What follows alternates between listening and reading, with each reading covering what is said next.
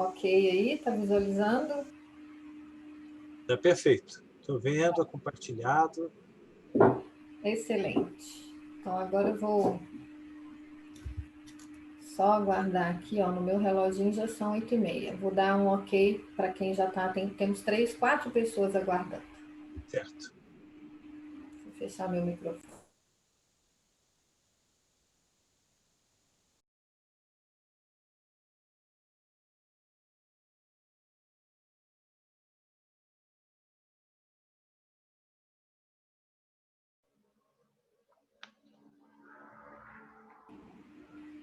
Boa noite, pessoal. Sejam todos muito bem-vindos. Com muita alegria, muita gratidão, acolhemos vocês, agradecemos pela escolha de estarem aqui. Eu sou Viviane Gaspar. Vamos aguardar uns minutinhos para que a gente possa acolher quem ainda está chegando. E daqui a pouquinho a gente abre com o Dr. Peçanha.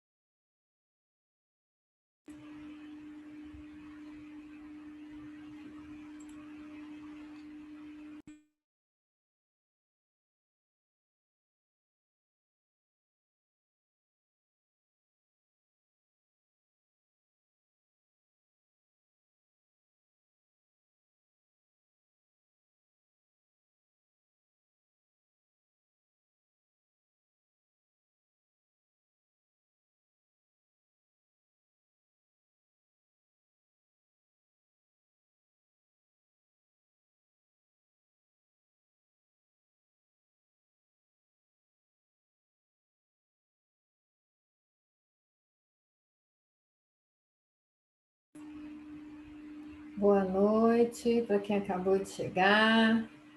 Sejam bem-vindos mais uma vez.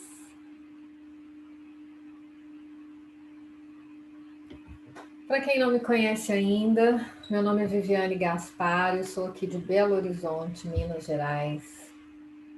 Eu nasci na capital, mas gosto sempre de contar uma história. Os meus pais nasceram no sudoeste mineiro, pertinho da nascente do São Francisco. Então, a minha infância, a minha adolescência, sempre, né? Sempre a oportunidade de estar no interior. Então, eu me considero essa mineirinha bem do interior, sabe? E já faz algum tempo, né, que estamos nessa caminhada, nessa trajetória da experiência do cuidado. E é com muita alegria que a gente inicia essa noite, podendo contar com a presença, com a demonstração, né, do Dr. Peçanha. E realmente nesse momento de acolhimento, quero deixar livre para que quem se sentir à vontade, se cumprimentar, enfim, a casa de vocês. À medida que a gente receber aqui mais um ou dois minutinhos, aí eu vou deixar de compartilhar a tela e vamos abrir para acolhermos Dr. Peçanha e todo mundo. Combinado?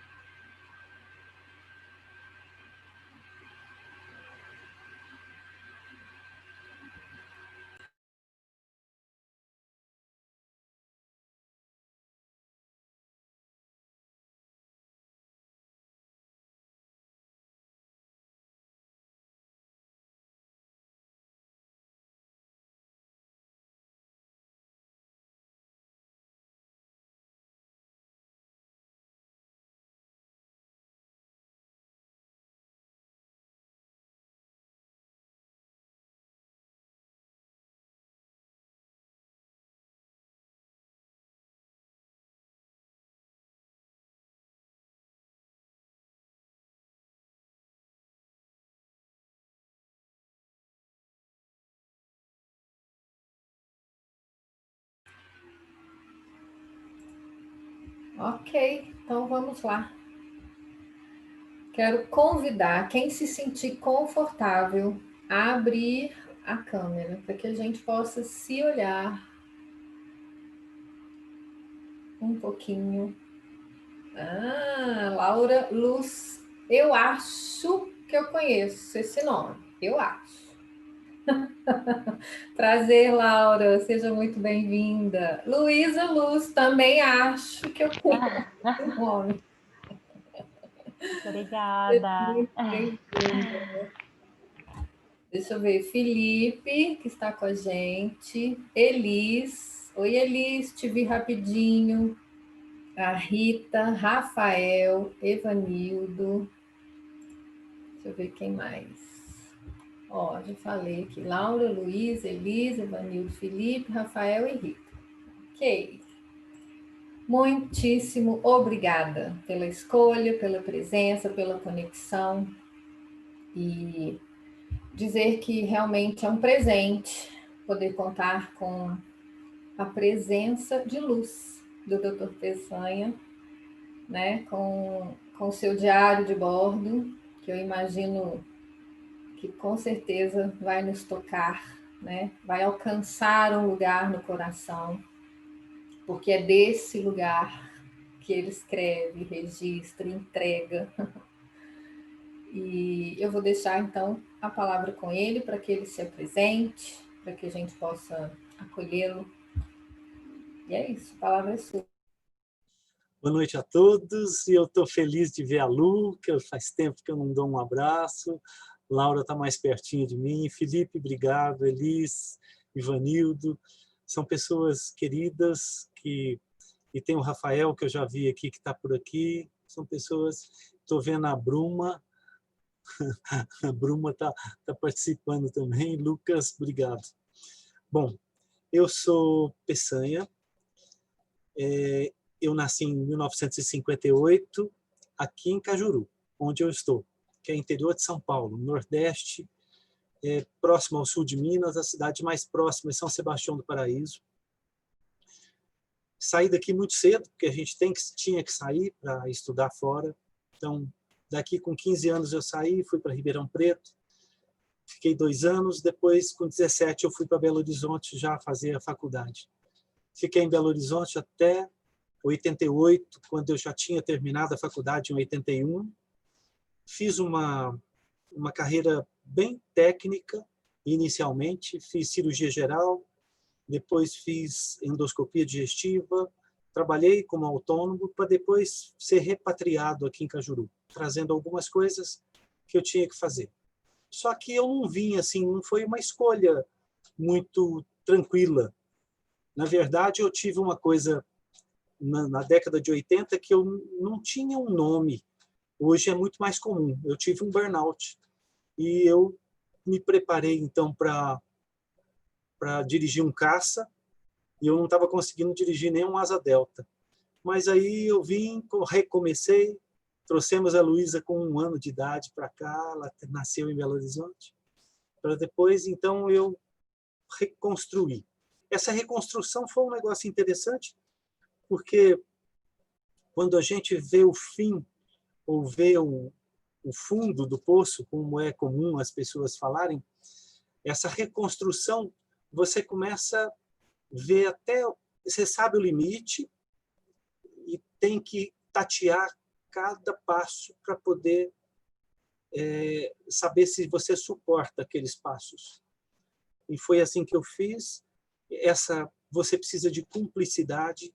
A Gi, que é a minha esposa, a gente está junto há pelo menos 35 anos e foi fundamental para essa reconstrução, junto com as meninas e junto com esse apoio, essa rede que você constrói. Não precisa ser grande, mas tem que ter pessoas muito importantes para dar essa mão. Bom, reconstruindo assim, eu fui percebendo que aquela formação que eu tive profissional, ela estava incompleta. Faltava humanidade e eu não estava preparado. E aí eu percebi que faltava muito. E aí eu procurei, então, uma graduação em filosofia. Fiz essa graduação em filosofia, que me ajudou bastante. No término da minha graduação, eu me tornei cuidador dos meus pais. Não foi uma escolha. Tem uma série de... Certamente, quem é cuidador sabe que muitas vezes você é escolhido, não é uma escolha que você faz. E aí você tem que estar um pouco mais preparado para que aquilo ocorra. Eu percebi muita coisa que eu fiz como cuidador foi intuitivo. Não foi uma coisa que eu tivesse aprendido.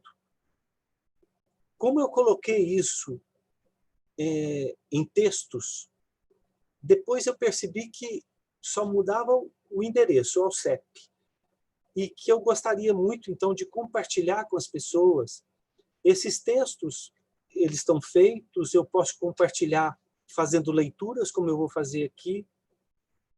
As pessoas podem se identificar se elas forem cuidadores, ou cuidadoras, ou se estiverem na condição de cuidador, ou se já estiveram, ou se conhecem alguém que seja, talvez identifique com alguma coisa.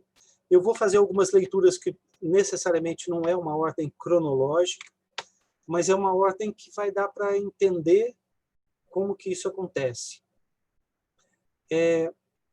O Felipe, que está aqui com a gente, ele faz parte de uma escola estadual, que é a maior escola de ensino médio que a gente tem aqui, chama Galdino de Castro, onde há mais de 8 anos a gente começou um projeto que chama-se Educação para a Morte.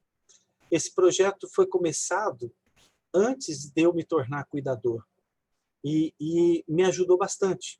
E aí foi assim um início do projeto e o início como cuidador foi um misturando com o outro e a gente foi percebendo então que se eu hipertrofiasse essa educação para a morte, que na verdade a gente estava falando de vida e falando de ética, eu me tornaria um cuidador um pouco melhor. Mas eu nunca me dei uma nota melhor do que 6,5. Eu sempre achei que mais ou menos isso. Mas é o que eu podia. Então, preparar para ser um cuidador leva muito tempo e não é uma coisa que dá para ter uma receita do que tipo de profissão você tem que ter para ser cuidador. Eu acho que você tem que ter algumas coisas de base que basicamente é ética que você tem que ter. Evidentemente, se você for um cuidador único, você vai ter que treinar alguma coisa em técnica, mas você vai ter que ter sensibilidade e humanidade para poder fazer. Eu vou ler um primeiro texto para dar um entendimento. O meu período de cuidador, junto com a Gi, junto com as meninas, foi aproximadamente de 2010, 2011, assim, mais intensamente, até o final de 2014. Deu para eu fazer o que eu chamei de diário de bordo. Muitas vezes eu escrevia de forma tensa, agressiva, outras vezes um pouco mais leve, mais suave, agradecendo, mas aí ia depender do momento. Se tiver cuidadores que estão me ouvindo, ou que possam me ouvir depois na gravação, uma das coisas que espana qualquer cuidador é a privação de sono. Então, a privação de sono, essa vai te adoecer. E a maioria dos cuidadores adoece. Muitas vezes, se ele falar que não adoeceu, é porque ele não foi diagnosticado. Mas, certamente, ele vai precisar de ajuda. O cuidador, a intensidade desse cuidado adoece. 5 de dezembro de 2011. Olá, meus amigos. Domingo, 4 de dezembro, por volta de 19h30, minha mãe Yara teve um quadro súbito de embolia pulmonar maciça, quando em restabelecimento de prótese total de quadril há 2 meses. Faleceu em casa, em seu quarto e cama, acompanhado por mim, Gi e meu pai. Não houve sofrimento e exercitamos tudo o que temos estudado e pregado. Estamos bem e elaborando o luto. Tenho certeza do caminho progressivo para uma normalidade possível. É bom tê-los ao alcance. Foi dessa forma que me dirigi a cada um dos meus próximos para informar o falecimento da minha mãe Yara, 82 anos. E agora, relendo, acredito que as palavras foram colocadas de forma suave, amena, gentil, e com certeza faria novamente da mesma forma.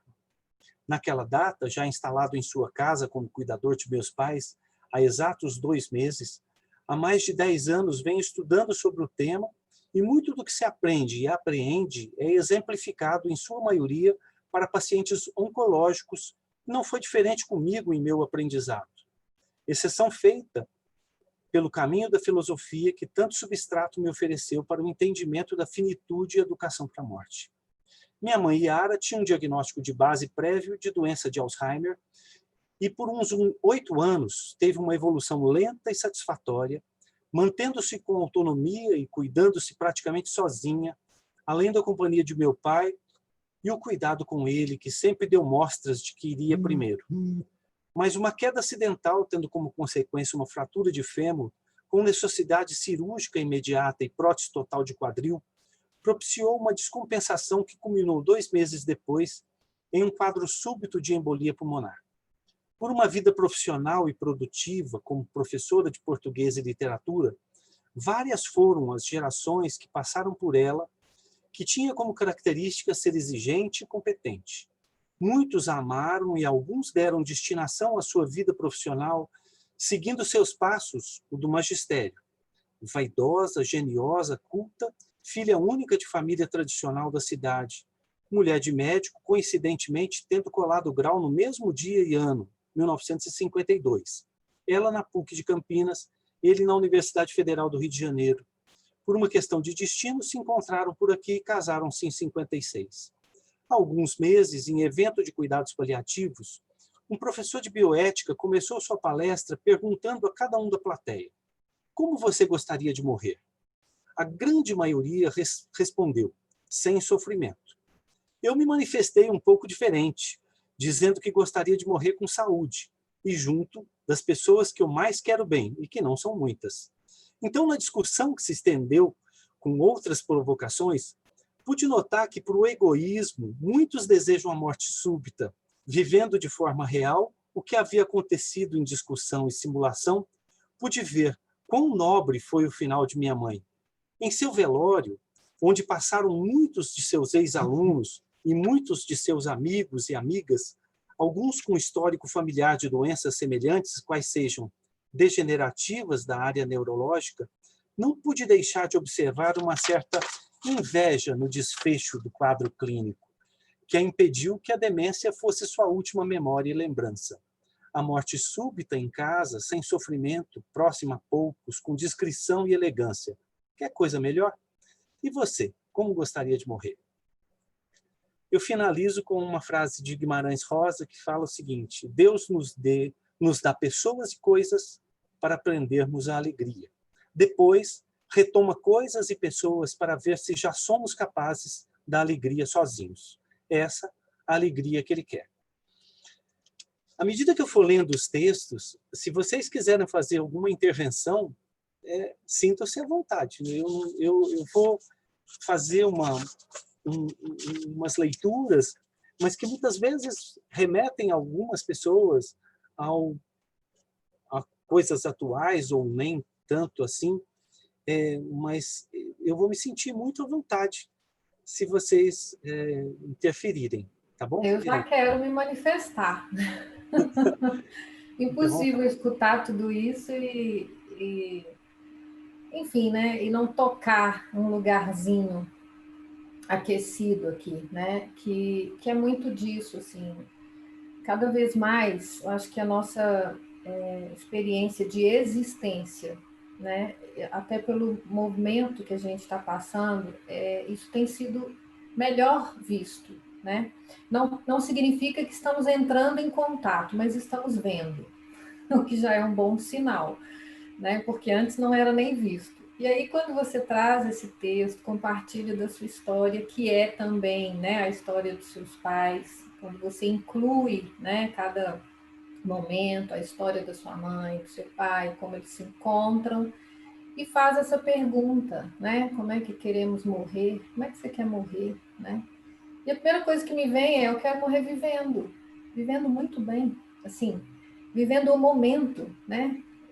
Consciente ou não, se tem doença ou não, existe uma vida ali pulsando. Mas isso, nesse momento, para mim, é algo recente, né? É recente dessa experiência em que a gente, no contato com o profissional da saúde que entra, né, e sai todos os dias lidando com a finitude, né, questionando o seu lugar, com o cuidador familiar, que ele se torna, né? E aí me lembra o Carl Rogers na fala, no livro, né? Tornar-se pessoa, tornar-se cuidador. Cuidar e cooperar fazem parte da essência humana. E a vida está instalada aí.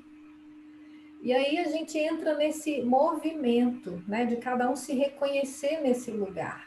Então, tão apropriado iniciar a nossa noite com esse texto, né? Tão importante trazer à tona isso, quer dizer, estamos vendo, mas estamos entrando em contato com isso?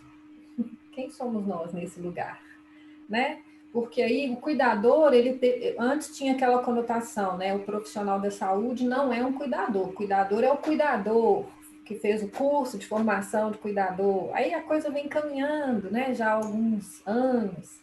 E depois vem então o cuidador familiar, que também tem um conceito, uma conotação diferente, mais ampliada. Mas aqui, eu sou uma mãe cuidadora, eu sou uma dona de casa, uma esposa cuidadora, uma profissional cuidadora, né? E aí vai, então assim, aonde que está o cuidado? Quais são as expressões de cuidado no nosso cotidiano, né? Como é que a vida se faz nesse cuidado? E muito disso, né, de um diagnóstico, quando você, né, traz a caracterização, né, dessa morte, dessa entrega. Mas, assim, quantas vezes eu escuto no consultório sobre isso, né? Um diagnóstico, a pessoa fala muito comigo assim, depois de um diagnóstico eu deixei de existir. Né? Então, esse olhar, né? Nós enquanto cuidadores, né? E é isso, cada um de nós aqui, a gente já se apropriou disso? Do que somos, do que estamos nos tornando, né? Muito legal. Tem um profissional da área de cuidados paliativos que ele fala uma coisa interessante, que quando a gente recebe um diagnóstico, é muito comum a gente falar, por que eu? E ele fala assim, por que não eu? Então, a filosofia ajuda a gente a fazer questionamento. Ela não vai ter resposta. E que bom que não tenha. Que eu tenha questionamento, mas que eu me permita adoecer, que eu me permita cuidar do outro. Então, é curioso que essa trajetória que não foi escolhida, que foi uma trajetória que no meu problema, quando eu tive, quando eu queimei o HD, né?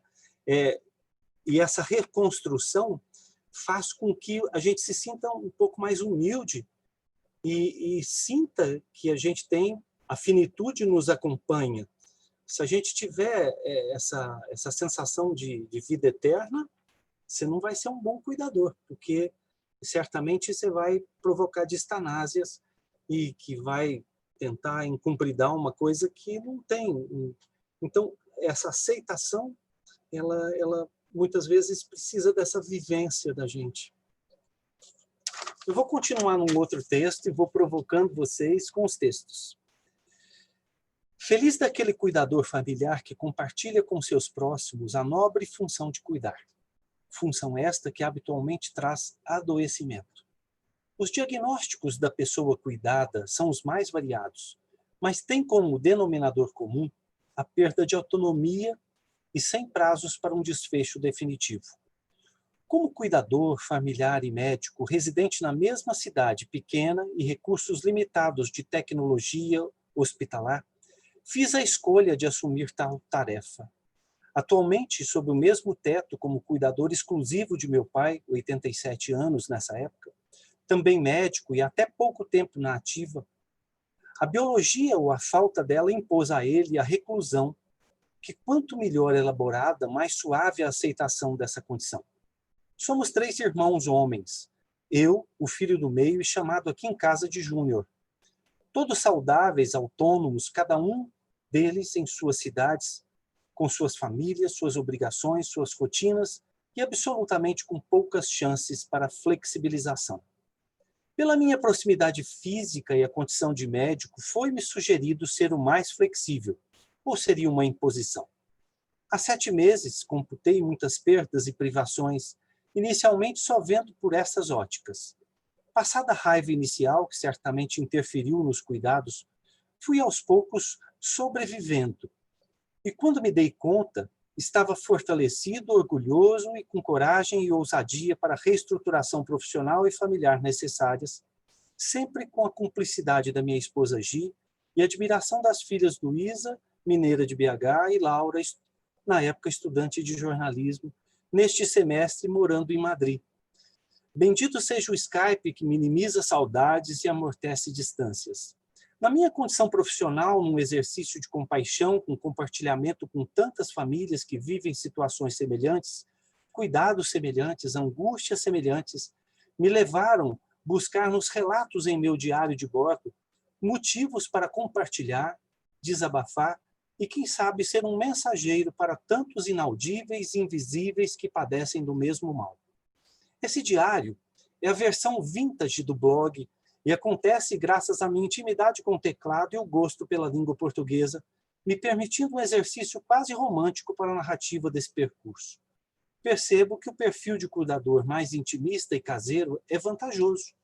Alguns itens são obrigatórios na bagagem, como estar conectado com a internet em tempo total, bons livros, um canto agradável e claro para leituras, e o essencial, música, muita música ao fundo.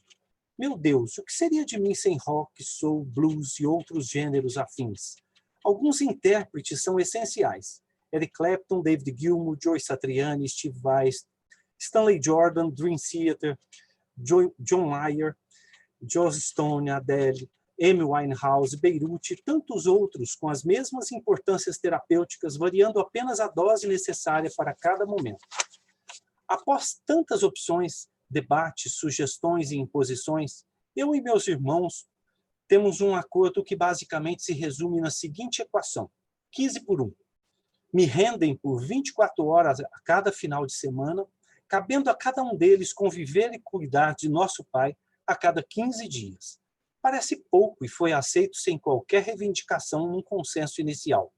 Aos poucos, percebo que chegam aos sábados, cada dia mais tarde, e saem aos domingos, cada dia mais cedo. As justificativas são muitas e as mais variadas, embora não convincentes. Será isso entendido como ganho deles? Quanta convivência deixa-se de ter nessa visão reducionista, nesse mundo líquido, com tão bem descreve o sociólogo polonês Zygmunt Bauman. O efeito terapêutico para a pessoa cuidada pode ter efeitos colaterais na esfera da saúde mental quando se deixa escapar a obrigatoriedade com pouco prazer do cuidar. Há de se ter a sensibilidade e a delicadeza no que fazer, no que falar e como falar. As marcas podem ser para sempre. E este sempre pode ser breve. Lembrei-me agora de um dizer de Pedro Nava, que, indagado sobre se tinha ódio, respondeu que não, mas tinha memória. Espero um dia comemorar sem culpa cada ensinamento que me tem sido proporcionado adquirir, fazendo dessas anotações memórias pedagógicas, podendo servir até mesmo como guia para um cuidador amador como eu, ou até mesmo um genérico de mim. Esse texto foi escrito em abril de 2012, estava no início do cuidado com o meu pai, um médico de mais de 60 anos de carreira, bastante intransigente, exigente, pouco paciente com diagnósticos, mas que, aos poucos, ele foi me permitindo cuidar dele exclusivamente. Eu tentava, às vezes, interceder e falar: você quer que eu chame alguém que a gente peça opinião, divida a opinião? Ele disse: não. Então, as opiniões eram divididas comigo, com ele, nós dois dividimos as possibilidades. Cada diagnóstico que eu dava, eu sentava e via a possibilidade terapêutica e fomos conduzindo dentro da casa dele, lógico, com muitas restrições, porque o espaço dele, o tempo dele, mas que aos poucos foi minando. E quando a gente é um cuidador, é assustador a gente saber que a estatística não está ao nosso lado. Quando se é um cuidador, você tem, em média, 4 anos e meio de percurso. Isso pode durar poucos meses, como pode durar anos, como as doenças degenerativas do tipo Alzheimer, Parkinson. Então, a gente não sabe essa maratona, se eu estou pronto para essa maratona, o que eu vou ter que fazer no meio desse caminho. Seria interessante se tivesse a sintonia de todos, que todos entendessem que tem que abrir mão de alguma coisa para que o outro possa ir sobrevivendo àquele cuidado. Mas não é o que acontece. Então, o que eu estou falando não é exclusividade minha, absolutamente. Só muda o endereço, só muda o CEP. E continua com as outras famílias, com sofrimentos que não são pequenos. Eu quero ler uma mensagem da Rita, que registrou aqui para a gente o seguinte: o importante para todos os cuidadores e assistidos é garantir o viver com dignidade. Eu pude acompanhar os cuidados desenvolvidos pelo doutor ao seu pai e a dignidade esteve sempre presente. Essa é a fala da Rita. Rita, muito obrigado. E é muito agradável quando a gente recebe um feedback positivo, mas na condição de cuidador, as críticas são muitas e vêm de lugares, às vezes, que você se assusta. As pessoas, com muita frequência, chegavam e falavam: por que você não arruma um cuidador profissional? Por que você está fazendo isso? Por que ninguém faz isso? Eu falo, a filosofia mexeu comigo e ela me ela me deu permissão para ser diferente. Então, na verdade, o ser diferente é uma condição que eu sempre gostei. Então, eu não quero ser igual ao outro. E por que não eu vou... Por que eu não posso cuidar, se eu consigo cuidar? Por que eu tenho que terceirizar isso? Aí, então, isso pode não ser bem entendido. Aí, quando você passa isso adiante, então... mas o que a Rita falou é tão importante, manter a dignidade sua e do outro, mas não é uma tarefa fácil, porque todo dia a gente tem alguma intercorrência que mexe com a gente e impede que a gente cumpra tarefas. Por isso é que eu nunca me dei uma nota melhor do que 6,5. Eu sempre achei que eu podia ser melhor. Então, isso pode ser exigente demais, mas não conseguia. Eu sempre achava que eu podia desempenhar um papel melhor um pouquinho. Vai me ter... Queria complementar algumas coisas, na verdade, compartilhar, né, o que fui refletindo, acessando enquanto te escutei. E também unindo a fala da Rita sobre essa questão da dignidade, né? Assim, como que é importante na hora que a gente está falando, e claro, a gente está trazendo a vivência do cuidador familiar, que muitas das vezes ele não escolheu. Eu conheço casos em que efetivamente, por exemplo, a afilhada se ofereceu para cuidar do padrinho. E ele tem esposa, filhos, irmãos, mãe, pai, né? E num consenso com a família concedeu isso, porque a afilhada, enfim, por estar num lugar que favorecia e tal. Mas não é o comum, né? Esse lugar do que é o imposto. Então, assim, você que é o médico, você que é o que está mais próximo, você que... As argumentações são as mais variadas, né? Então, tipo, assume-se aquele lugar, mas não dá tempo, e é um pouco disso, assim, mas como é que eu me preparo para ser? A gente vai se preparando, né? A cada momento, a cada minuto, a cada experiência. E aí vem um pouco disso, assim, do que é toda uma relação que vai sendo reestruturada. Esse lugar de cuidador, eu tenho tantos depoimentos que, assim, como no seu caso, você cuidando dos pais, né? Mas existem tantas configurações dessa relação e existe aquele lugar que é a filha que hoje cuida da mãe, mas a relação da mãe com a filha sempre foi uma relação difícil, dolorida, né? Cheia de entraves, cheia de, enfim, distanciamentos, restrições. Bom, e aí? Agora eu sou a cuidadora desta mãe, que é a minha mãe. Então, é muito fácil alguém que olha de fora, né, e dizer, bom, cuide, porque é a sua mãe. Pois é, mas ela é a minha mãe, e não é a sua, nem né? Então, essa coisa da própria empatia, né? Como é que é se colocar nesse lugar? Não tem como se colocar, cada um está no seu lugar. Você não se coloca no lugar do outro. O lugar do outro é do outro. Não cabem duas na mesma, né? Duas pessoas nesse mesmo lugar. Mas existe se colocar ao lado, existe estar junto, existe ver como o outro vê, né? Esse adoecimento, eu me lembro muito ao preparar um curso para profissionais da enfermagem em 2016, e aí a gente acessou muito desse cuidador familiar, muitas pesquisas na época, e uma delas, que era uma das pesquisas mais extensas, né, sobre essa questão do burnout na enfermagem, sobre o burnout para o cuidador familiar, caracterizava isso, né? Assim, o cuidador familiar ainda tem subdivisões, né? Porque tem o cuidador que é o provedor financeiro, tem o cuidador que é o provedor do cuidado assim, assistencial, técnico, seja lá o que for. Tem o cuidador que é o que é separado, assim, o técnico do afetivo, aquele que vai só para dar o carinho, aquele que vai só para fazer. E tem aquele que reúne tudo isso num só, né? Porque é assim que se configurou. Então, a pesquisa falava desse adoecimento, que é assim, a pessoa está saudável, mas na hora que ela assume essa posição, começa a privação do sono, que é né, é inerente ao processo, e aí o sono com ansiedade, distúrbios da alimentação, enfim, né? Metabolismo, não, tá. Então fica doente. E aquele que já tem um quadro, ele vai agravar.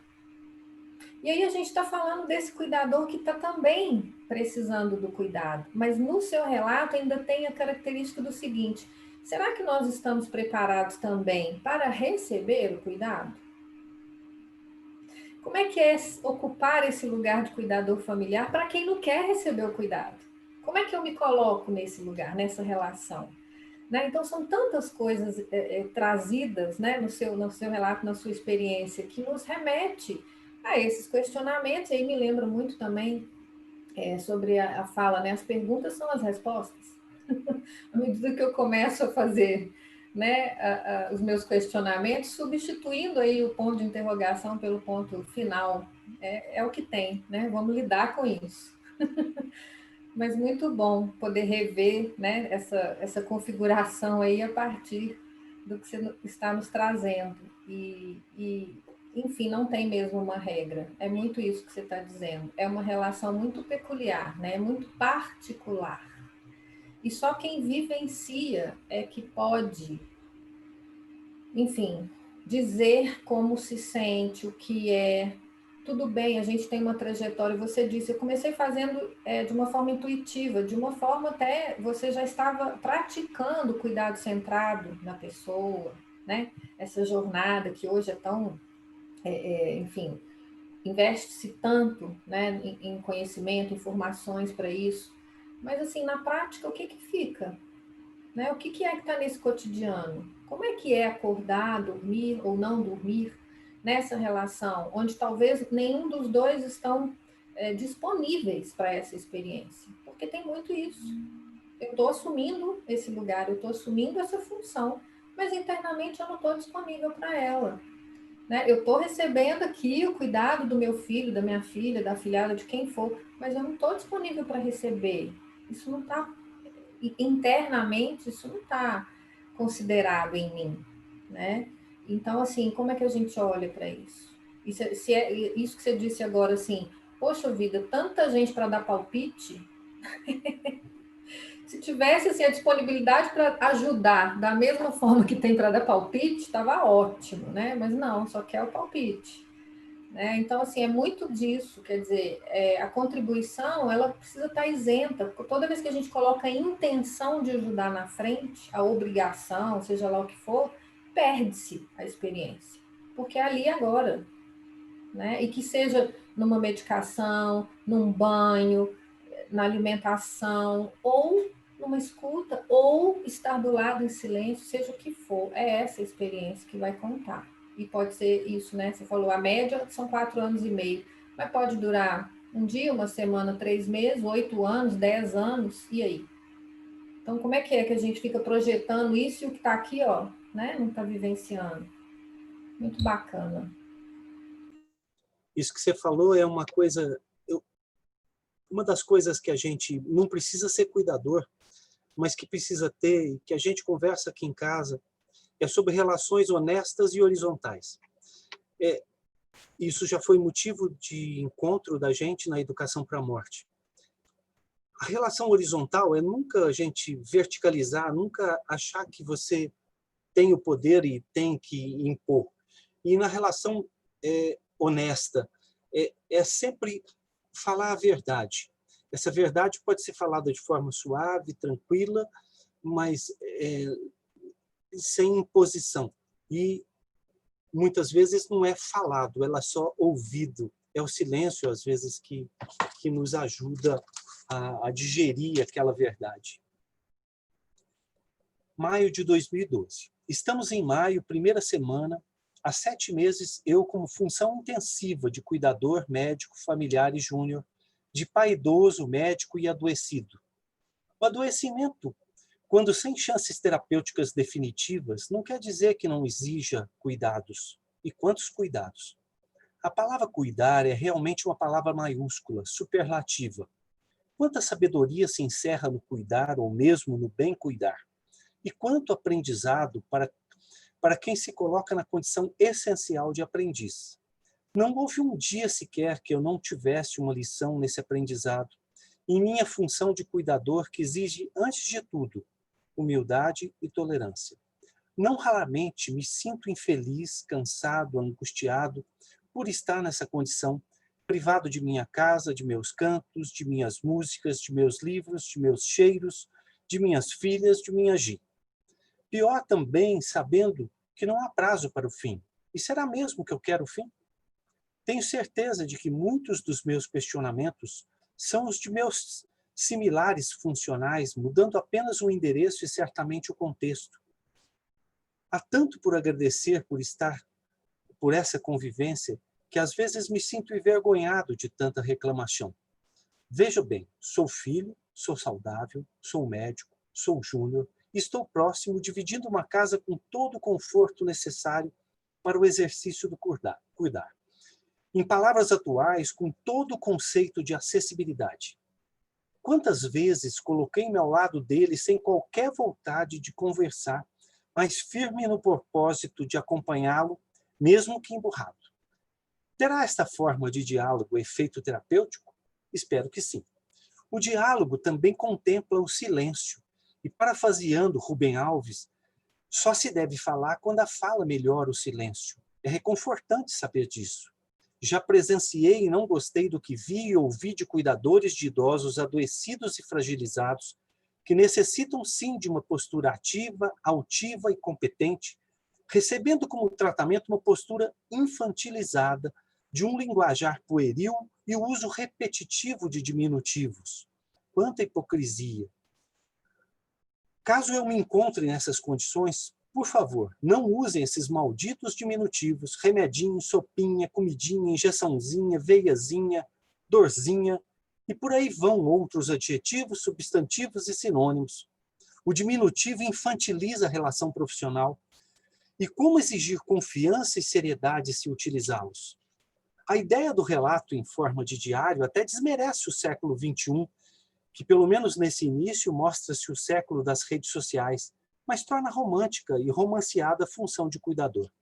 Meus relatos, no decorrer de cada texto, têm sido uma forma preventiva e até mesmo terapêutica para evitar o meu adoecimento, que se não é nítido, é porque ainda tenho maquiado meus sintomas e ainda não fui devidamente diagnosticado.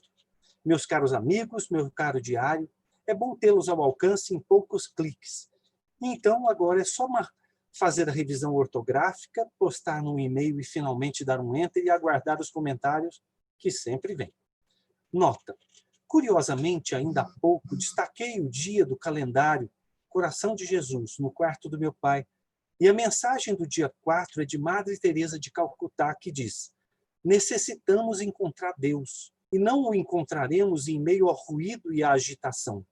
Deus é amigo do silêncio. Eu fui criado numa casa católica e muitas das coisas, dos ritos daqui de casa, são dos católicos.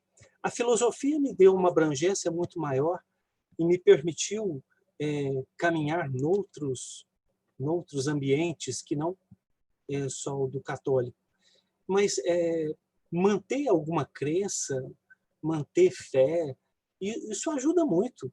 E não importa se você está fazendo uma oração ou fazendo uma reflexão, mas ajuda bastante essa introspecção.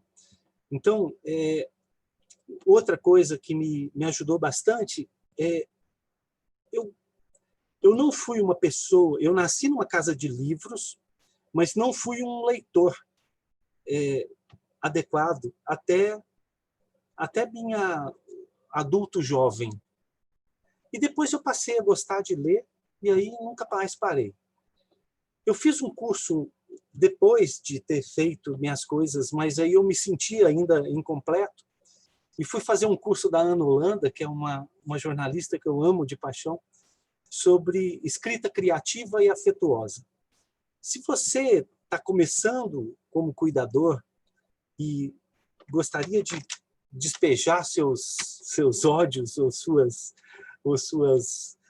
rancores ou suas reflexões num diário, talvez um curso desse seja muito interessante para aprender a escrever, ou o que escrever, como escrever. Mas essa escrita, como a própria Ana fala, tem que vir de dentro. eu não posso escrever cheio de protocolos. Não dá para fazer isso. Então, a escrita me ajudou bastante a tolerar o ser cuidador, já que eu não tinha escolhido ser o cuidador.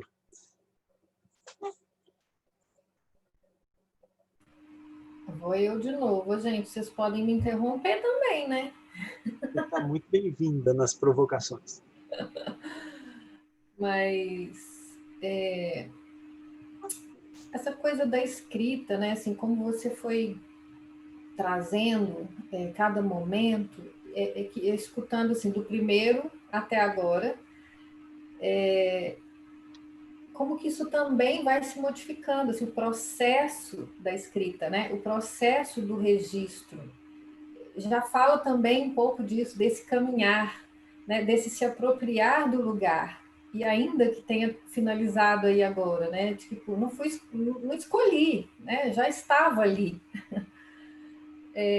Ainda assim, né? Achou uma maneira própria, né, de se incluir no processo, que é muito do que eu acredito, né? Assim, acho que agora até cabe falar um pouquinho, né, do projeto Experiência do Cuidado, porque uma experiência de cuidado onde não está incluída a biografia, né, do paciente e a biografia de quem cuida, ela é uma experiência incompleta. Ela é uma experiência distorcida, porque ela está falando das partes segmentadas, mas a experiência, ela é própria, né, da forma como cada um vivencia, significa, ok, mas a experiência do cuidado em si, ela é um encontro disso, né? Então, assim, à medida que você se permite ocupar esse lugar, da mesma forma que o pai se permite receber o cuidado, né? Como você mesmo disse, na hora, tipo, às vezes estar do lado dele com a cara emburrada, ok, mas essa era a forma, naquele momento, possível de estar ali. Em outro momento, tal como foi, né, é possível ver no caminhar dos registros, dos relatos, já tem aí um outro olhar, uma outra forma de se posicionar e ocupar esse lugar. Então, assim, ela, para mim, hoje, né, assim, o que é o projeto Experiência do Cuidado? É dar voz ao que é, né, assim, quem sou eu, cuidador familiar, nessa experiência, nessa relação? Quem sou eu, profissional da saúde, nessa experiência, nesta relação? Porque é muito fácil, assim, nessa caminhada de mais de 20 anos na área da saúde, grande parte dentro, né, dos serviços de saúde, dos hospitais, o investimento era para treinar naquilo que está errado. Não fala assim, não faz isso, né? Enfim, nas não conformidades, o jeito certo está aqui descrito, é assim que tem que ser. Mas em nenhum momento, né, é incluído. Quem é essa pessoa? O que ela está sentindo? O que ela teve que abrir mão? Aonde que está o pensamento dela na hora que está acontecendo isso aqui? Né? O que ela está sentindo aqui agora? E aí, o cuidador familiar, ninguém pergunta isso. Pergunta assim, você já fez isso? Você já ligou? Você já tomou providência? Você já cumpriu a tarefa? Você seguiu não sei o quê? Você não esqueceu disso não, né? Ah, mas também, olha lá, você não fez não sei o quê. Oi? Cadê, né? Tá faltando uma parte. Então, o projeto é para a gente lembrar disso, que é possível, que a experiência do cuidado, ela não precisa estar no estereótipo de que é algo pesado, desumano, desigual, né? Que tira de você a sua dignidade de cuidador, que tira de você, né, a sua história, a sua biografia. Não importa o que você pensa, sente, o que está acontecendo, importa sim. E aí a gente vem para lembrar, porque durante muito tempo o que é levado nas palestras, nos treinamentos e tal, é o que é o exemplo ruim. Ah, porque fulano, olha aqui esse exemplo de atendimento médico, olha aqui esse exemplo de relação de cuidador familiar que é péssima. Olha isso, né? Olha bem as tragédias. Mas a gente a gente está desfocado quando a gente está destacando isso. Porque não é isso que é cuidar. Sim, a mesma dificuldade que se tem nessa experiência e nesse lugar é a dificuldade que se tem quando você, no lugar de mãe que cuida, de esposa que cuida, de dona de casa, de empreendedora, também tem. Não estou dizendo no valor, né, no significado, mas das intempéries que surgem na relação. E isso precisa ser considerado. Então, o projeto vem para dizer: é possível cuidar com leveza, com humildade, com integridade. É possível se incluir nessa experiência e dizer: nossa, hoje também estou, ó, não, hoje está osso, vamos chorar junto? Hoje o negócio aqui não tá bom, não. Vamos que vamos. Mas, enfim, isso faz parte, né? Porque todas as vezes que eu estou distante de mim, eu não posso ser útil. Eu até quero, eu até tenho intenção de ajudar, mas não é possível. Se eu estou desconectada, eu não estou disponível para ser útil. Né? Eu posso estar na obrigação, eu posso estar no cumprir tarefas, mas eu não estou sendo útil. Aquilo não está servindo, né, para nenhuma das partes. Então, é reforçar, né? Estamos aqui porque a gente acredita nisso, porque a gente acredita nessa demonstração. O que você está trazendo para a gente é exatamente isso. É possível uma experiência de cuidador familiar que tem tudo isso que está sendo relatado, mas que tem amor, tem dignidade, tem aceitação, tem gratidão, enfim, tem olhar amoroso, gentileza, né? Que é isso que a gente precisa reforçar, mostrar que é possível, porque um monte de gente para dizer que é difícil, que inclusive questionando esse lugar da escolha, porque aquele que escolhe, né? E aí o profissional da saúde vai nesse lugar, tipo assim, já começa a questionar: para que eu escolhi isso? Não quero ter que lidar com isso, porque eu não posso estar aqui nesse lugar. Eu tenho que ser alguma coisa que não sou eu. Então, ou seja, nesse lugar não podemos, né? Essa experiência está equivocada. E que bom, a gente está aqui para falar que é possível.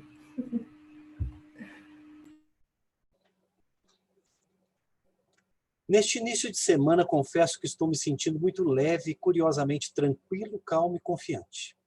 O evento ocorrido no final da última semana, com meu pai tendo tido uma parada cardiorrespiratória fugaz, com recuperação rápida e sem sequela, parece ter tido um impacto bastante positivo em minhas atitudes. Na linguagem da informática, propiciei a ele um verdadeiro booting, já que a formatação seria inviável. Deu certo. Até agora não sei dizer da dimensão do evento sob a percepção dele. Confesso que conversamos a respeito, mas ele não me pareceu ter a noção exata da gravidade do ocorrido e do oportunismo acidental de minha intervenção. Mas não posso negar o fato do quanto aparentemente nos aproximou. Nossa relação está amigável, suave, gentil e grata. Há um clima de comemoração entre nós, embora ele não saiba bem o que estamos comemorando. Dormiu bem esta noite, tendo feito uma alimentação digna dos reis nas últimas 36 horas. Seu semblante tem esboçado um sorriso permanente que há tempos não percebia. As noites, que até então estavam sendo doloridas, praticamente necessitaram de um mínimo de analgésico. Já providenciei para que amanhã se colham exames bioquímicos para me nortear no bem cuidar. Ele adora isso. Como cuidador familiar, médico, júnior, convivendo no mesmo ambiente do meu pai, 87 anos, que é sua casa, não imaginava que um evento como o que ocorreu pudesse ter um efeito terapêutico como teve. Terapia maior no quesito cuidar. Quanta sorte a minha de estar na hora certa, no lugar exato e principalmente disponível.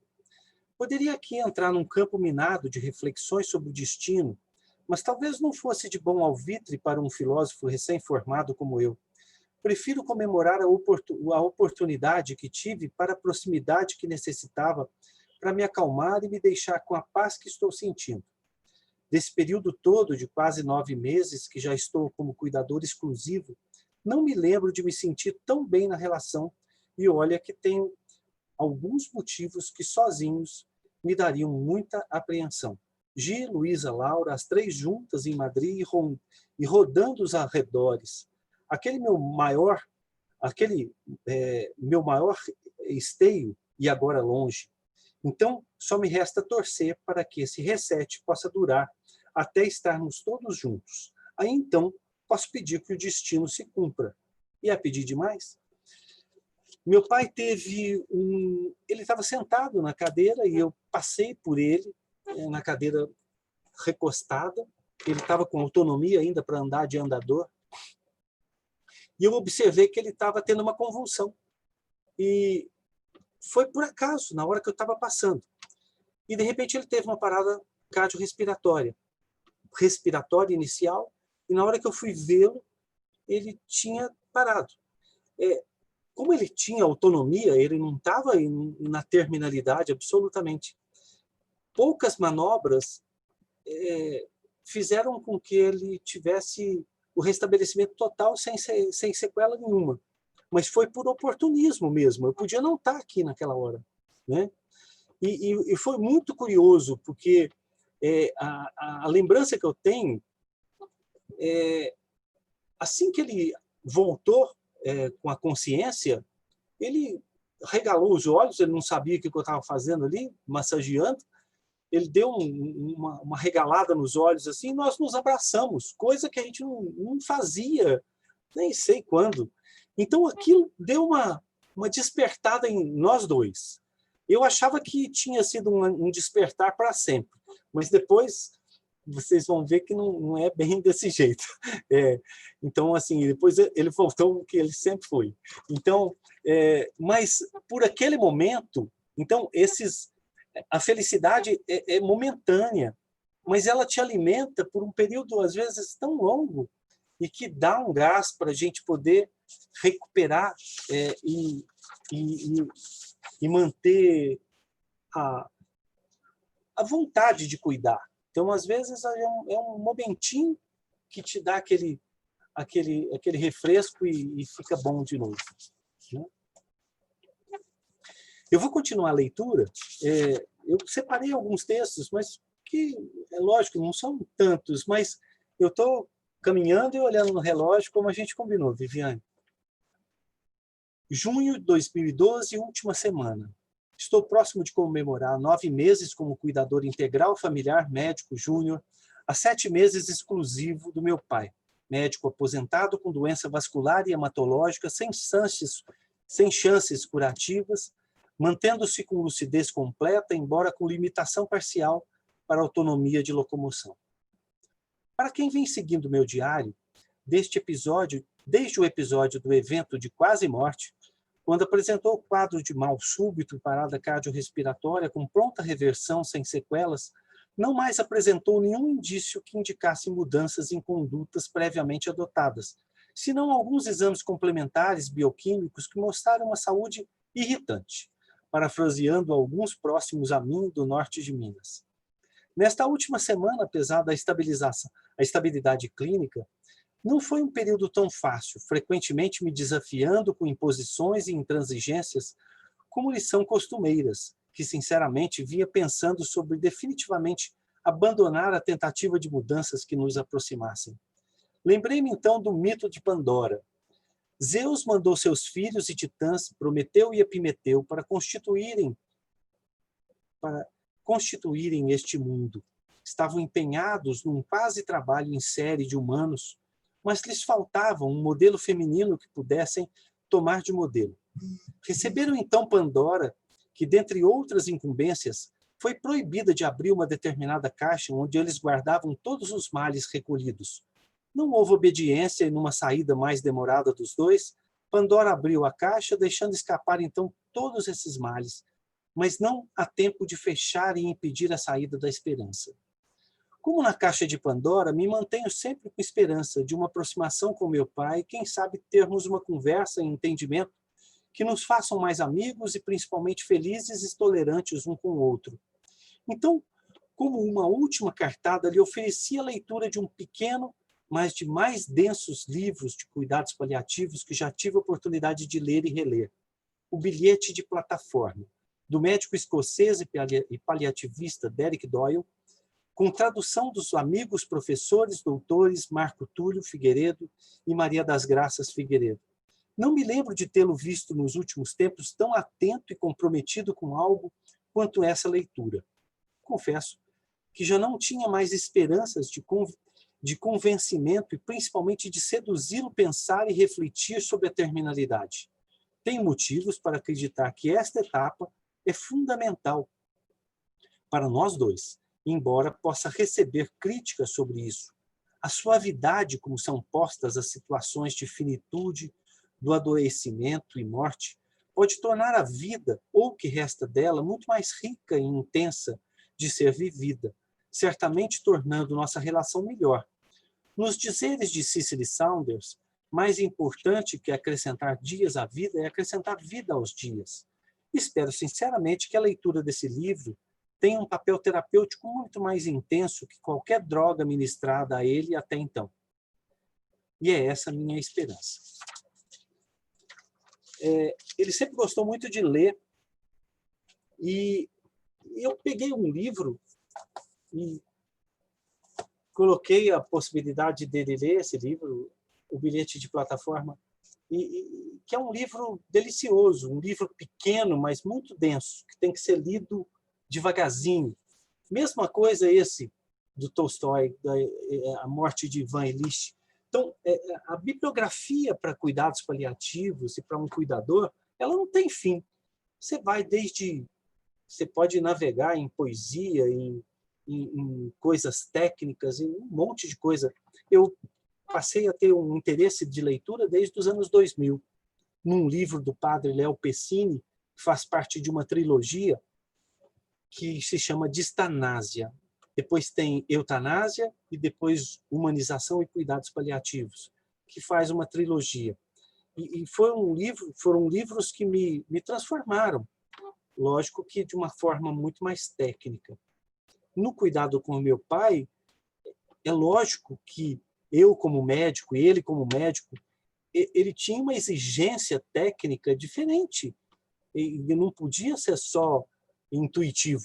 Eu precisava ser efetivo dentro do que eu me propunha a fazer. Nesses 2 anos e meio, agora eu já passei, tá? Como cuidador de meu pai, agora com 89 anos, com doenças múltiplas e prioritariamente hematológicas. Meu pai, uma vida inteira, trabalhou com um aparelho de radioscopia, que hoje não se faz mais.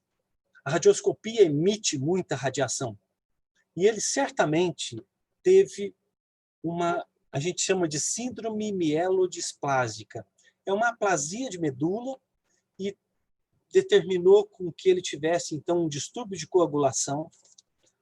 Só que, junto a isso, ele tinha um aneurisma de aorta bem extenso e que só não teve complicação porque ele tinha um distúrbio de coagulação. Mas ele teve outros problemas.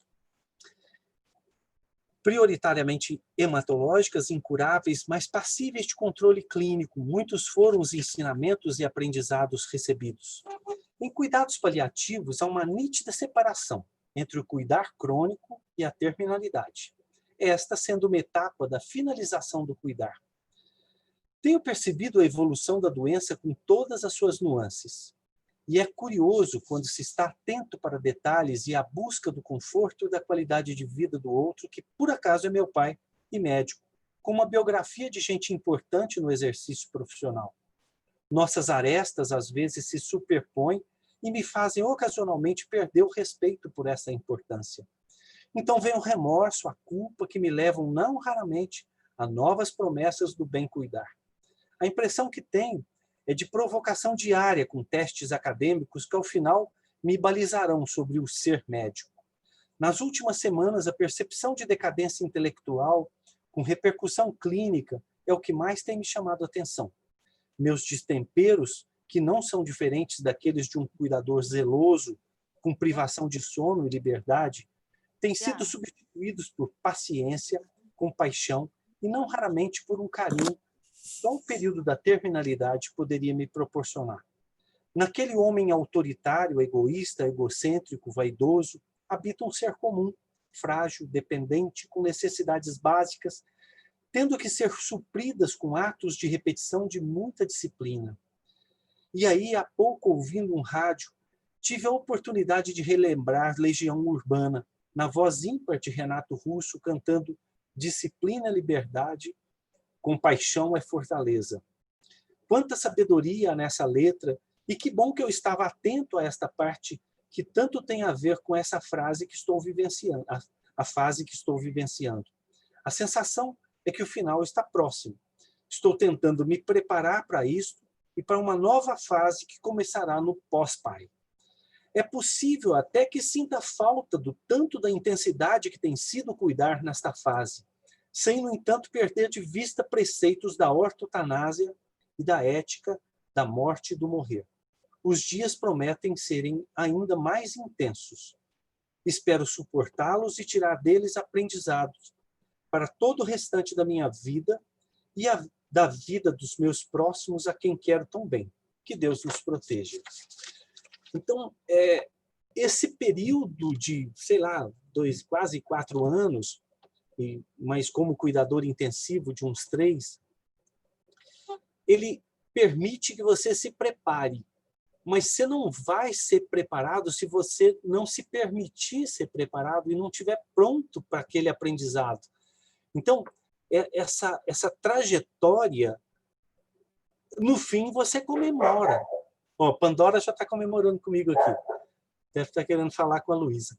Então, assim, é muito interessante o fortalecimento que a gente, mesmo que você esteja sem fôlego daquela maratona, mas o que fica lá na frente é gratidão por um período que você passou.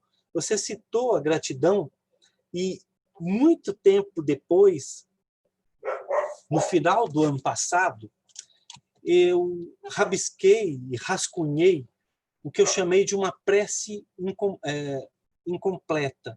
Pedi ajuda da Gi, da Luísa, da Laura, que intercedessem nas minhas reflexões e que a gente fizesse, então, uma prece basicamente sobre reflexões sobre a gratidão. Eu vou ler, aí depois a gente abre para conversar. Obrigado, Senhor, por quem sou, por quem me tornei, em quem me apoiei, por quem esteve comigo, por quem permanece comigo, pela consciência do coletivo, pela consciência de limites, pela consciência de desejos e necessidades, pela consciência da suficiência, pela consciência da necessidade de partilhas, pelo prazer da busca de uma vida simples, pelo aprendizado do zelo em reflexo em relações pessoais e profissionais, pela consciência da incompletude da constante necessidade de aprendizado, pelo cuidado comigo e com os meus próximos, pelo cuidado com o meu habitat local e global, pelo exercício da empatia e da compaixão, pela manutenção da indignação com o injusto, pela tentativa de reparação de desigualdades, pela busca do certo, por evitar caminhos comuns, pela consciência de privilégios e direitos que me foram dados, pelo prazer pelo estudo, pelo prazer em obter e partilhar conhecimento, pelo prazer do voluntariado, pela busca de tempos melhores, pela ética, pela estética, pela fidelidade a causas e coisas, pela lealdade profissional e pessoal, pela estabilidade física, pela estabilidade mental, pela estabilidade do meu sustento, pela estabilidade espiritual, por emocionar-me frequentemente, por saber esperar, por saber comemorar, por saber agradecer, por saber esquecer, mas ainda com a consciência de não saber perdoar. Ainda. Esta é a grande busca. E que eu seja persistente na manutenção de tudo isso, que assim seja. Isso é um fechamento de uma etapa que foi muito importante nas nossas vidas. Eu não digo a minha, nos aproximou a nós 4, Laura, Luísa, Gi, e nós 4 nos aproximamos, e essa proximidade foi construída num sofrimento. Então, assim, tem como a gente tirar do ruim coisas boas. Você só precisa ter um olhar compassivo para que aquilo chegue a você. Você tem que estar aberto para receber, para digerir, para devolver. Então, acho que assim, a mensagem que fica é que assim, não tem nenhum dia tão ruim que dure mais do que 24 horas. Eu gosto de falar isso. A Ana Cláudia Arantes, ela um dia, nós a trouxemos aqui no nosso projeto. E essa frase é uma frase interessante que te dá a oportunidade de vivenciar a possibilidade de um dia melhor no dia seguinte. E assim vai. E aí você fala mais um, e mais outro, e mais outro, e mais outro, e não sei quanto, até que isso vai ter um fim. Você não sabe se o fim vai ser seu, mas vai ter um fim. E não é possível que aquilo dure para sempre. Do mesmo jeito que a felicidade também não vai durar para sempre.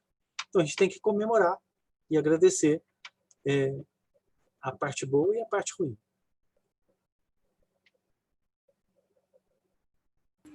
Ai, muito bom, muito bom. Eu entendi, assim, num lugar muito, muito próprio aqui, que é como você, nessa sua essência, né, de educador, entre outras coisas que tem aí dentro, com certeza, fala, né, do que é essa experiência, de como ela foi útil para você, mas de como ela pode ser vista, né, por nós que estamos recebendo seus relatos, né, você compartilhando isso, como pode ser vista nesse lugar de que existe algo que eu não estou vendo, mas que está disponível para ser visto. Eu senti muito assim, né, na sua fala, desse lugar que, ok, podia, na hora que você diz lá da parada, né, cardiorrespiratória, você fala, porque oportunismo, porque eu estava na hora, passei na hora, sim, poderia não estar na hora. Mas não tem acaso, né? Estava, porque a experiência disponível ali dependia desse momento, desse olhar sensível, dessa disponibilidade, que não é assim o passar, igual a gente vai aprendendo na rotina, né? E começa a mudar o olhar de coisas que a gente, de repente, fica até indiferente, se acostuma a ver sempre a mesma coisa, a mesma pessoa, a mesma casa, o mesmo poste, a mesma placa, o mesmo anúncio, aí dentro do ambiente a mesma cadeira, no mesmo lugar, ele está sempre ali naquela cadeira, todo dia, depois do banho, ele senta ali para ler um livro, para ver não sei o quê, nanana. Mas não, né? Não era igual a todo dia, você estava ali. Então, existe algo disponível para ser visto, né? Eu aprendi isso, assim, me veio muito desse lugar, que eu escolho ver, eu preciso estar disponível para ver, né? E aí, essa oportunidade do abraço que fica, né? Que é uma experiência que está aí. E aí você fala, mas o mesmo que não, eu achei que ia durar para sempre, mas não durou para sempre, porque está aí. Esse é o para sempre, né? É aí que se eterniza as coisas, sabe? Então é muito isso. A gente, infelizmente, né, nós fomos treinados, acho até que doutrinados, né? Por mais que a gente possa falar de conhecimento, de acessar coisas, a gente ainda limita muito, a gente ainda restringe muito a nossa experiência por conta desse olhar de que, já sei, já conheço. Mas não, né? Ali essa coisa do eternizar é assim, é o presente que está ali, é um instante que você se permite. E quanta coisa você, né, se permitiu, e estando aqui relatando isso para a gente, quanta coisa você está permitindo que a gente acesse, que a gente veja, né? Então, assim, muita gratidão, muita admiração, cada vez mais, né? E muito respeito pela sua história, pelo que você está entregando, pelo que você trouxe, que não é só seu, né? Você acabou dizendo aí, e nunca é, porque isso também, a gente não está sozinho nunca. E ainda que queira falar que você estiver sozinho, né, na sua experiência com ele, que estivessem só os dois dentro dessa casa. Ainda assim, né, todo esse pensar, todo esse registro, ele já se expandiu, ele já acessou outras mentes, outros corações, outras histórias, né? Então, assim, para a família teve essa oportunidade. Uma família que tem a experiência, né, do cuidado, ela é uma família que ela tem ela é diferente, né? Ela transcende aquilo ali, né? E eu lembro de ter compartilhado numa das nossas conversas ao telefone que é isso, assim, eu nasci numa família cuidadora, né? Eu nasci numa família em que os meus pais, vindo do interior para a capital, passaram a assumir esse lugar de referência. Então, todo mundo que tinha um problema de saúde que tinha que vir para a capital, ia ficar na casa de quem? Então, naturalmente, eu cresci, literalmente cresci, com essa realidade. Sempre tinha alguém doente na minha casa, sempre, né? Então, além de ver meus pais assumindo esse lugar de cuidadores, eu me tornei uma cuidadora, né? À medida que foi crescendo, aprendeu a ter autonomia para alguma coisa, então já sabe tomar banho, comer. Ah, não, mas peraí, você pode levar isso, pode fazer aquilo, e assim vai. E depois, num outro momento, né, precisei assumir cuidados com a minha mãe, enfim. E é isso. Então, assim, uma família, ela se modifica nessa experiência, né? E que bom a gente, quando a gente pode ver além do que está ali, né? A gente tira uma percepção equivocada, a gente tira uma experiência, uma história anterior para se colocar ali naquele momento presente e desfrutar do que está ali. Então, é muita gratidão mesmo por você nos compartilhar e nos ensinar sobre esse lugar. Muito bom. Queria convidar quem se sente confortável para trazer alguma palavrinha aí do que fica do nosso encontro hoje. Deixa eu ver se tem alguma coisa aqui no chat. Vou fazer aquela pergunta, aquele jargão clássico. Está todo mundo me escutando? Oi, Rafael. Sim, estamos te escutando. Eu só espero que vocês não estejam me vendo, que eu estou esteticamente assim, não encarável. Eu fiz uma cirurgia hoje, inclusive o Peçanha sabe disso, mas eu não deixaria de assistir o bate-papo de vocês, sobretudo porque recentemente nós vivemos essa necessidade do cuidado. Acompanhamos a convalescença da minha avó de 6 meses, minha mãe e eu. E é muito interessante descobrir, mais uma vez, que, de fato, o Peçanha mora na Maria Pires e nós na Rua 7 de Setembro. Só mudamos o endereço. Os problemas do cuidador são os mesmos, né? É incrível como tudo se repete, independentemente de classe social, de nível cultural e tudo mais. E eu ia abrir o microfone inicialmente dizendo que eu não iria falar, porque eu já estava bastante encantado com a fala do Peçanha e eu acho que era assim era um pecado de lesa majestade interrompê-lo. Eu sinceramente li alguns textos que o Peçanha escrevia no Facebook, mas não conhecia o talento literário dele.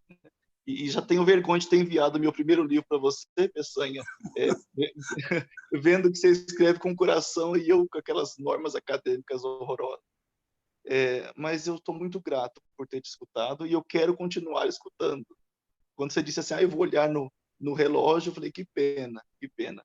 Eu espero que a gente tenha mais encontros desse para eu conhecer um pouquinho mais as suas experiências e continuar admirando. Tá bom? Muito obrigado. Ô, Rafael, que alegria que você participando e que bom que você está em casa, já em plena convalescência e você é uma presença muito honrada. Eu fico muito honrado de tê-lo bem pertinho, na 7 de setembro. Eu quero, Viviane, usar uma poesia para finalizar. Essa poesia convidar as pessoas que forem ver esse bate-papo, ou que estão aqui, ou que verão no futuro. A gente tem um grupo no Facebook que se chama Educação para a Morte.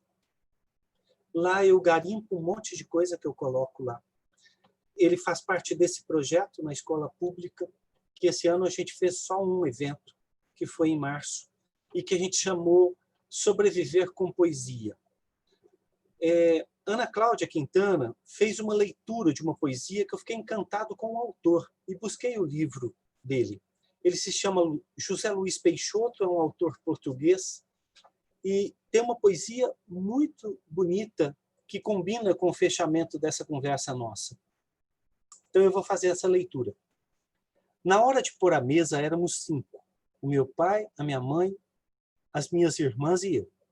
Depois a minha irmã mais velha casou-se. Depois a minha irmã mais nova casou-se. Depois meu pai morreu. Hoje, na hora de pôr a mesa, somos 5. Menos a minha irmã mais velha, que está na casa dela. Menos a minha irmã mais nova, que está na casa dela. Menos o meu pai, menos a minha mãe viúva. Cada um deles é um lugar vazio nesta mesa, onde eu como sozinho.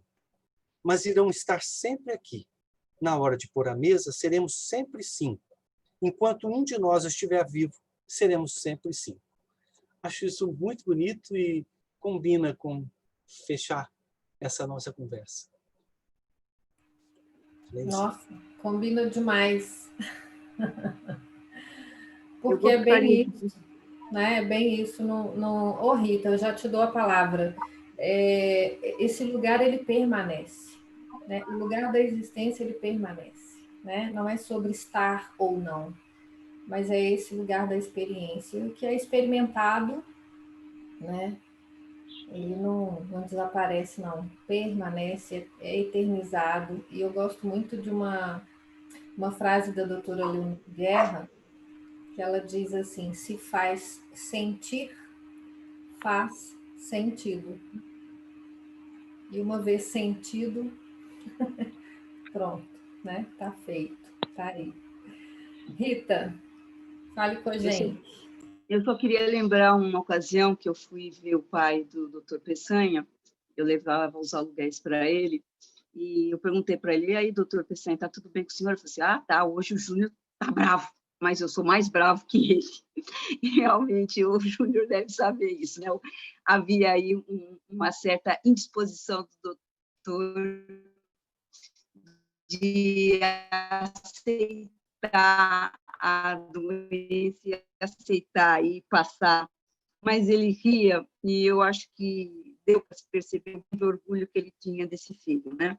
E eu queria deixar uma mensagem que é de um escritor inglês chamado Rossiter Worthington Raymond, que ele fala: a vida é eterna, o amor é imortal, e a morte é apenas um horizonte, e um horizonte não é nada, exceto o limite dos nossos olhos. A gente tem, às vezes, eu tive uma perda, também perdi meu pai, e foi rápido, né? Foi assim, 5 dias, ele se foi. Ele entrou e foi-se.